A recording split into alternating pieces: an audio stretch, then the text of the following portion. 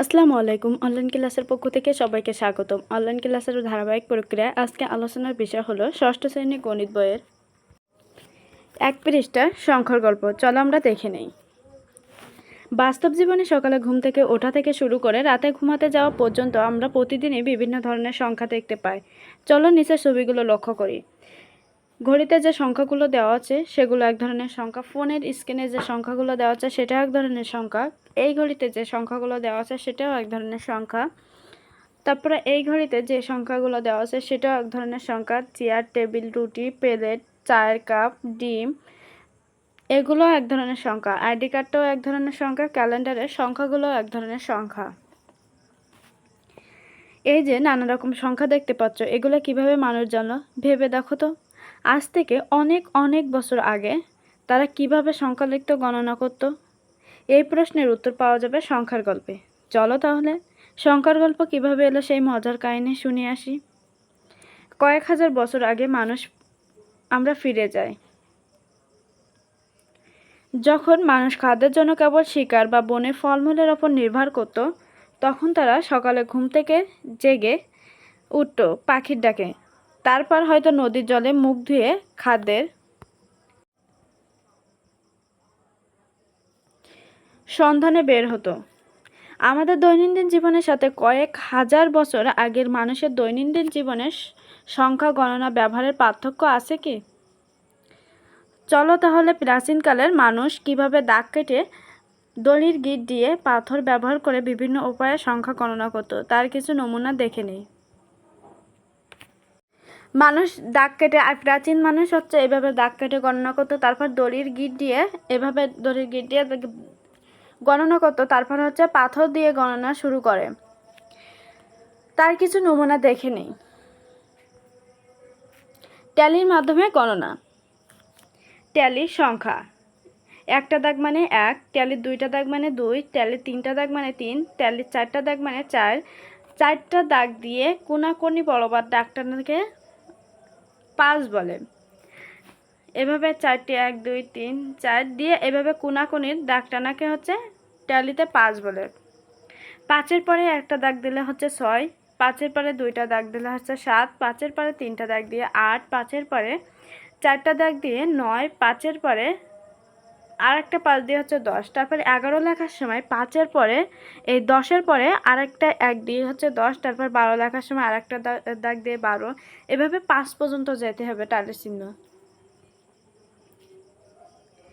একক কাজ: এখানে যে ট্যালি চিহ্নটা দেওয়া আছে সেটা সংখ্যা গণনা করে কত হবে সেটা এখানে বসাতে হবে। চলো আমরা গণনা করে দেখি।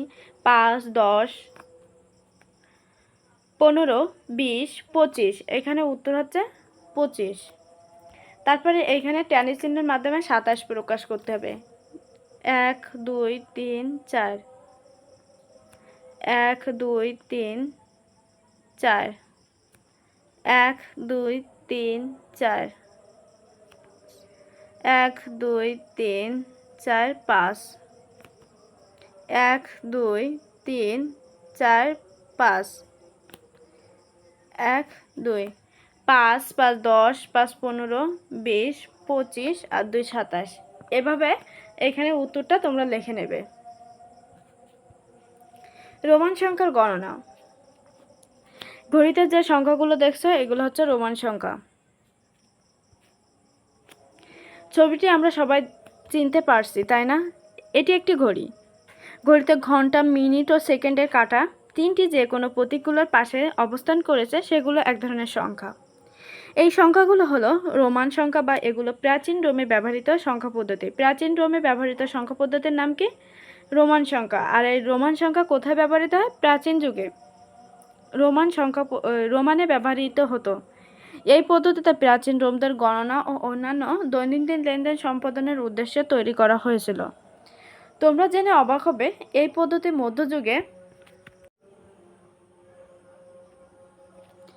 মধ্যযুগ পর্যন্ত ছাড়া ইউরোপ জুড়ে লেখার জন্য ব্যবহার করা হতো। তাহলে এই সংখ্যা পদ্ধতি মধ্যযুগ পর্যন্ত ইউরোপেও ব্যবহার করা হতো। রোমান সংখ্যা গণনার জন্য নিচের 7টি অক্ষর বা চিহ্ন ব্যবহার করা হয়, যাদের প্রতিটি একটি একটি নির্দিষ্ট মান রয়েছে। রোমান সংখ্যা সর্বমোট এই 7টি সংখ্যা দিয়ে গণনা করা হতো। ইংরেজিতে আই দিয়ে বোঝা হচ্ছে রোমান মান হচ্ছে 1, ভি দিয়ে বোঝা হচ্ছে 5, এক্স দিয়ে 10, এল দিয়ে 50, সি দিয়ে 100, ডি দিয়ে 500, এম দিয়ে 1000।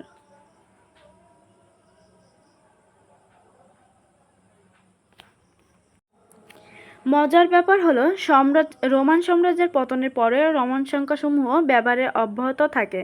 মানে রোমান সাম্রাজ্য পতন হওয়ার পরেও রোমান সংখ্যা চালু থাকে। 1400 শতাব্দীর পর থেকে রোমান সংখ্যার পরবর্তীতে আরও বেশি সুবিধাজনক আরবি সংখ্যাও ব্যবহার শুরু হয়। তাহলে রোমান সংখ্যার পরে হচ্ছে সুবিধাজনকভাবে আরবি সংখ্যাও ব্যবহার করা হতো। তবে কিছু ছোটোখাটো ক্ষেত্রে রোমান সংখ্যাসমূহ ব্যবহার এখনও চলছে। রোমান সংখ্যা ব্যবস্থায় শূন্য এর কোনো প্রতীক ছিল না, যা রোমান সংখ্যা ব্যবস্থার একটি অন্যতম অসুবিধা। শূন্যের জন্য রোমান সংখ্যা ব্যবহৃত একটি অন্যতম অসুবিধা। আরেকটি অসুবিধা হলো রোমান সংখ্যাগুলো কখনো যোগ বা কখনো বিয়োগ করে বের করতে হতো।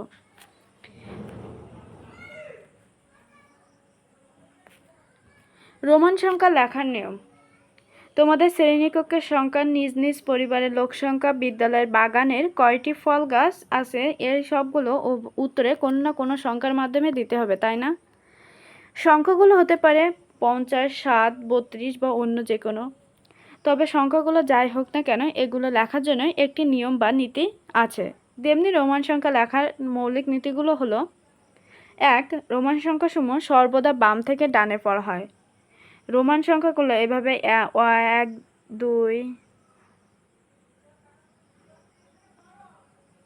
3 এভাবে সর্বদা বাম থেকে ডানে পড়া হয়। তারপরে 2 হচ্ছে যৌগিক সংখ্যা লেখার সময় রোমান সংখ্যা আই, এক্স, সি এবং এম 3 বার পর্যন্ত পুনরাবৃত্তি করা যেতে পারে। আই, এক্স, সি, এম 4টি সংখ্যা হচ্ছে 3 বারের বেশি লেখা যাবে না।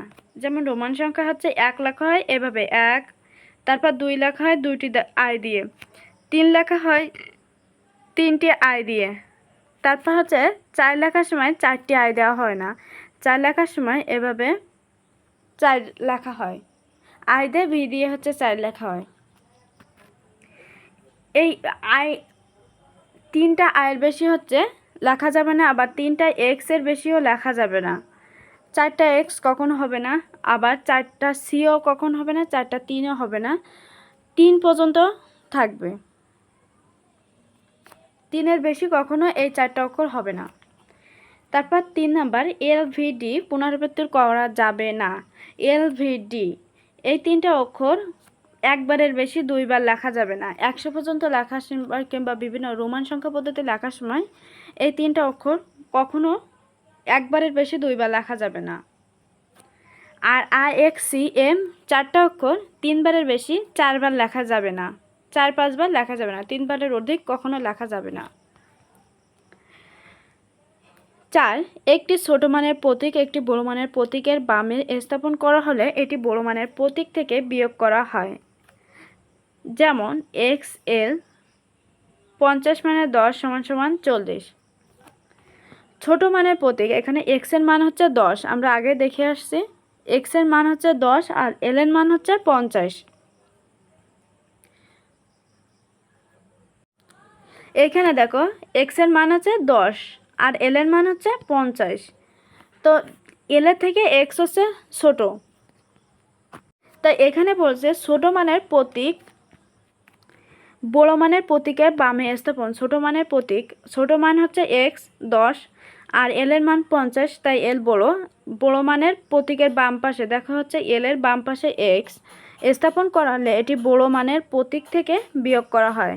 মানে এটি যদি বড় মানের বামে যদি ছোট মান থাকে তবে সেটা হচ্ছে বড় মান থেকে বিয়োগ করা হয়। এজন্য 50 থেকে 10 মাইনাস করে 40, আর এটা হচ্ছে 40-এ রোমান পদ্ধতিতে 40 লেখার নিয়ম হচ্ছে XL। এবার হচ্ছে সবসময় এটা মনে রাখবে, যদি বড় মানের পাশে মানে বামে বড় মানের বামে যদি ছোট মান থাকে তাহলে বিয়োগ হবে। 5. একটি ছোট মানের প্রতীক একটি বড় মানের প্রতীকের ডানে স্থাপন করলে একটি বড় মানের প্রতীকের সাথে যোগ করা হবে। আমরা আগে দেখছি যে এল এর মান হচ্ছে 50 আর এক্স এর মান 10, তাহলে এইখানে হচ্ছে বড় মানের প্রতীকের ডানে স্থাপন দেখো এক্স এর মান ছোট, এই জন্য যোগ। একটা কথা মাথায় রাখবে সবসময়, যদি বড় মানের আগে যদি ছোট মানটা বসে, মানে বামে যদি ছোট মানটা বসে তাহলে হচ্ছে বিয়োগ হবে, আর যদি বড় মানের পরে যদি ছোট মানটা বসে তাহলে যোগ হবে। শুধুমাত্র আই, এক্স এবং সি প্রতীকগুলো বিয়োগ বা যোগমূলক সংখ্যা হিসাবে ব্যবহার করা হয়। শুধুমাত্র আই, এক্স এবং সি প্রতীকগুলো বিয়োগ এবং যোগমূলক সংখ্যা হিসাবে ব্যবহার করা হয়, মানে এগুলো হচ্ছে বিয়োগ বা যোগ করে বের করা হয়, অন্য কয়টা বের করা হয় না। অন্য চারটা হচ্ছে যেভাবে আছে ওইভাবেই বেশিরভাগ ব্যবহার করা হয়। একক কাজ 1, রোমান সংখ্যা পদ্ধতি লেখার অনুসারে নিচের ছক পূরণ করো। এখন আমরা তার আগে রোমান সংখ্যা পদ্ধতি এই ছকটা পূরণ করার আগে আমরা রোমান সংখ্যা পদ্ধতি 1 থেকে 100 পর্যন্ত লেখাটা একটু বুঝে আসি। চলো আমরা দেখে নিই। এখানে দেখো একটা মানে 1 মানে একটা আয়, 2 মানে দুটো আয়, 3 মানে তিনটি আয়। দেখো এখানে 4 মানে 4টি আয় দেয়নি, কারণ ওইখানে লেখা আছে যে আয় হচ্ছে 3 বারের বেশি 4 বার বসবে না, এজন্য 4 এর এখানে আই ভি লেখা। আই ভির মান হচ্ছে 5 দেওয়া আছে। এখন এই 4 এর মান আই ভি কীভাবে আসলো একটু দেখে নেই। আমরা একটু আগে পড়লাম হচ্ছে যদি ছোট মানের বড় মানের বামে যদি হচ্ছে ছোট মান বসে, আমরা জানি আয়ের মান সমান সমান অন। এখানে লিখি আয়ের মান সমান সমান 1 আর হচ্ছে ভি এর মান সমান সমান 5।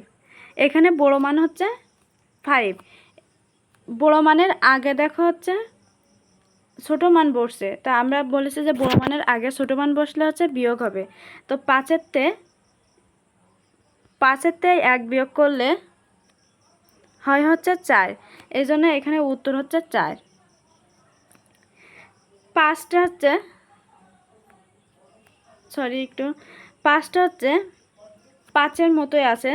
তারপর হচ্ছে 6 লেখার নিয়মকে হচ্ছে যদি বড় মানের পরে ছোট মান বসে তাহলে যোগ হবে।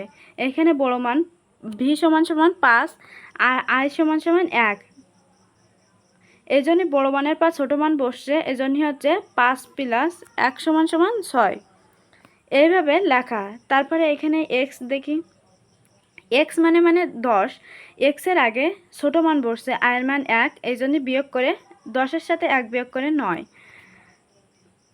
এইখানে 11টা দেখি, 11 হচ্ছে এক্সের মান হচ্ছে 10 আর আয়ের মান হচ্ছে 1, এজন্য হচ্ছে বড় মানের পরে যদি ছোট মান থাকে সেটা যোগ হবে, এজন্যই 10 আর 1 11।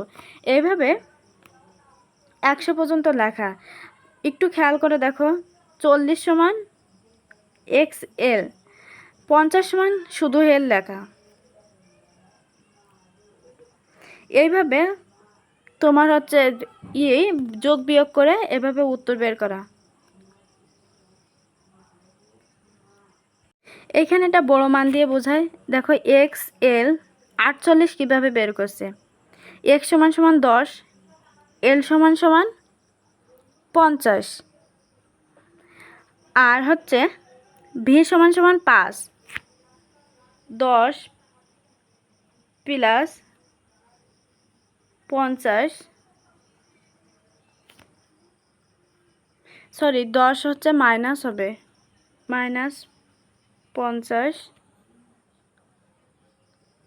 ভি সমান সমান 5 আর 3টি আই সমান সমান 3 লিখলাম। তো এখানে দেখো আমরা বলছিলাম যে বড় মানের আগে যদি ছোট মান বসে তাহলে বিয়োগ হবে, এই জন্য 50 থেকে 10 বিয়োগ করে হচ্ছে 40। আবার হচ্ছে বড় মানের পরে যদি ছোট মান থাকে তাহলে যোগ হবে, তাই ছোট মান আছে 5 আর 3, 5 আর 3 যোগ করলে 8। এখানে 40 + 8 সমান সমান 48, এইভাবে 48 বের করা। এবার আমরা একক কাজটি দেখে নেই। রোমান সংখ্যা লেখার পদ্ধতি অনুসরণ করে নিচের ছকটি পূরণ করো। সংখ্যা রোমান সংখ্যা পদ্ধতিতে প্রকাশ 9। 9 সমান সমান কী হবে রোমান সংখ্যা পদ্ধতি? x সমান সমান 10 আর i সমান সমান 1। তো বড়টার আগে ছোটটা আছে, তাহলে বাদ যাবে 10 মাইনাস 1 সমান সমান 9। এই জন্যে 9 সমান সমান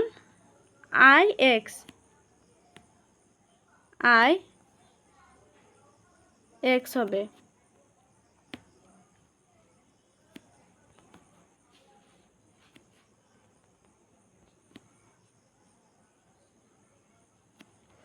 সতেরো সমান সমান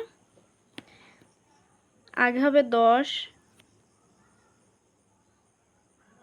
তারপর হচ্ছে 5 যোগ 2 সমান সমান 17। 10 সমান সমান আমরা জানি x, 5 সমান সমান জানি হচ্ছে v, আর 2 সমান সমান 2y। এগুলো যোগ করলে 17। দেখো ছোট বড়টার পরে হচ্ছে সব ছোট সংখ্যা, এজন্য এগুলো সব একবারে যোগ হয়েছে, হয়ে হচ্ছে 17 হয়েছে। চলো আমরা এবার সংখ্যাটা লিখে নেই।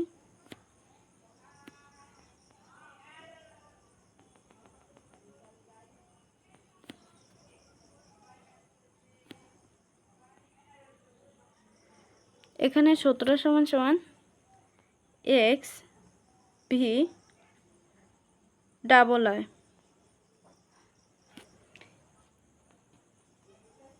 তোমরা একটু বুঝে নিও, কারণ আমি এখানে হচ্ছে মার্কার দিয়ে লিখতেছি, তো এখানে হচ্ছে ঝামেলা হচ্ছে, তোমরা এটা লিখে একটু ঠিক করে নিও।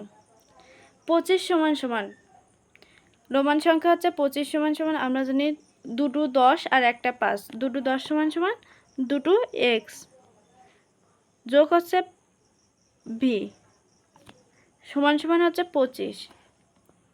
তারপর 41 বের করতে হবে। প্রথম হচ্ছে 41 বের করার নিয়ম হচ্ছে l সমান সমান 50। তো l এর আগে দিতে হবে x, ছোট সংখ্যাটা এই যে 50 লেখার নিয়ম হচ্ছে l সমান সমান 50 আর হচ্ছে x সমান সমান 10, i সমান সমান 1।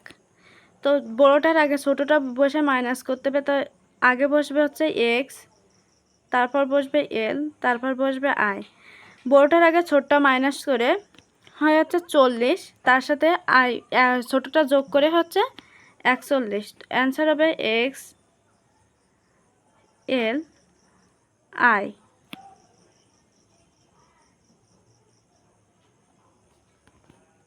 তারপরে আসে 59।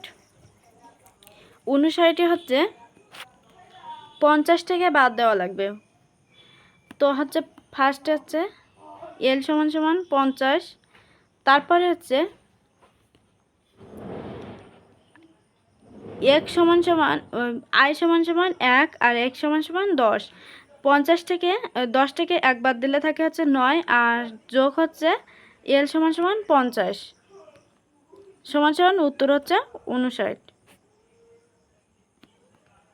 এখানে 59 সমান সমান l i x। 73 সমান সমান এখানে 73 সমান সমান হবে 50 20 যোগ 3। তো 50 সমান সমান হবে হচ্ছে l সমান সমান 50, তারপর 20 সমান সমান কত? x প্লাস x সমান সমান 20, তাহলে x এর মান হচ্ছে 10, আবার x এর মান হচ্ছে সমান সমান 10। এই হচ্ছে 70 আর 3টা দাগ মানে 3, এ হচ্ছে 73। তো এখানে উত্তর হবে, এখানে উত্তর 3x 2x 3টি i সমান সমান 73। 111। 111 লিখতে গেলে আমরা জানি সি এর মান সমান সমান 100, সি সমান সমান 100। তারপর হচ্ছে x সমান সমান 10, 110 আর i সমান সমান 1 সমান 111। C X I. সমান সমান 111। 1971। 1971 সমান সমান আমরা জানি m সমান সমান 1000। 1971 লিখতে গেলে হচ্ছে 1000 যোগ 900। তো 900 বের করার নিয়ম হচ্ছে m x, সরি mx না, এখানে mc, c এর মান সমান সমান 100। তারপর আবার m বসবে 1000, তারপর l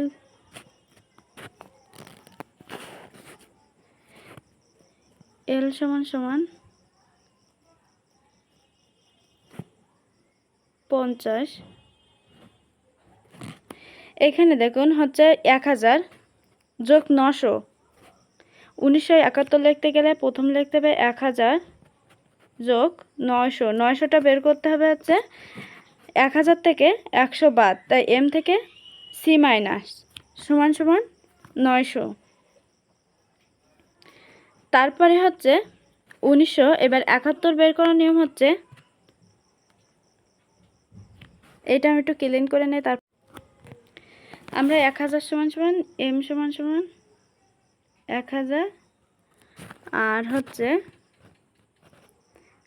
900 cm সমান সমান 900। এবার l সমান সমান আমরা জানি 50।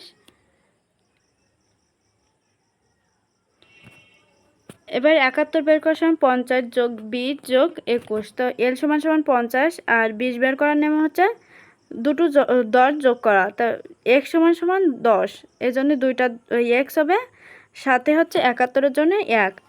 তো এখানে অ্যান্সার হবে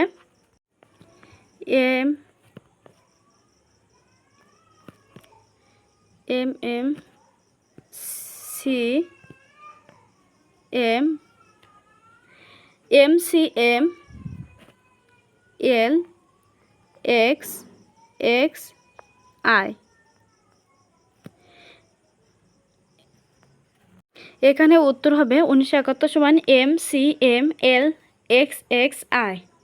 2041 সমান 2041 লিখতে গেলে দুটো 1000 সমান 2000 আর হচ্ছে 41 সমান সমান XLI। আমরা XLI আগে বের করছি বলে আমি আর নতুন করে বোঝালাম না। এটা হচ্ছে 2000 সমান সমান দুটো m।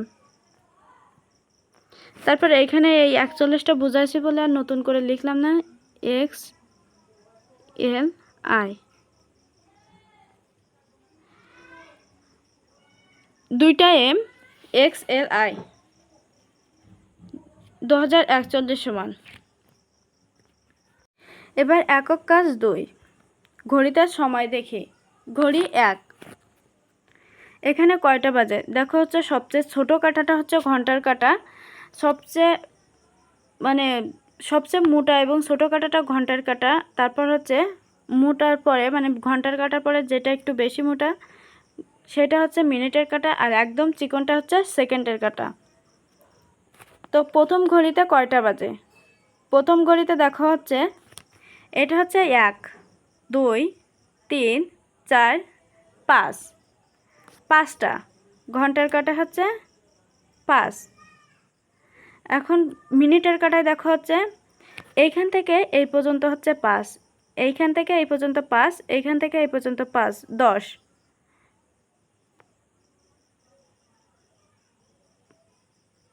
সরি, এইখান থেকে এই পর্যন্ত 5, এইখান থেকে এই পর্যন্ত 10, এইখান থেকে এই পর্যন্ত 15, এইখান থেকে এই পর্যন্ত 20, এইখান থেকে 25,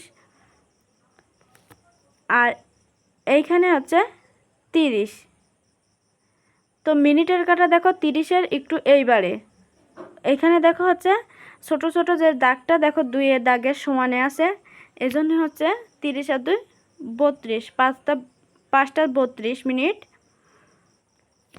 সেকেন্ডের কাঁটা দেখো হচ্ছে 30 এইখান পর্যন্ত তো 30 আসছে, 30, 35, 40, 45। আর 3 নাম্বার দাগের সমানে আছে, তাই হচ্ছে 45 আর 3 48। 5টা বেজে 32 মিনিট 48 সেকেন্ড। প্রথম ঘড়ির উত্তর হচ্ছে 5টা বেজে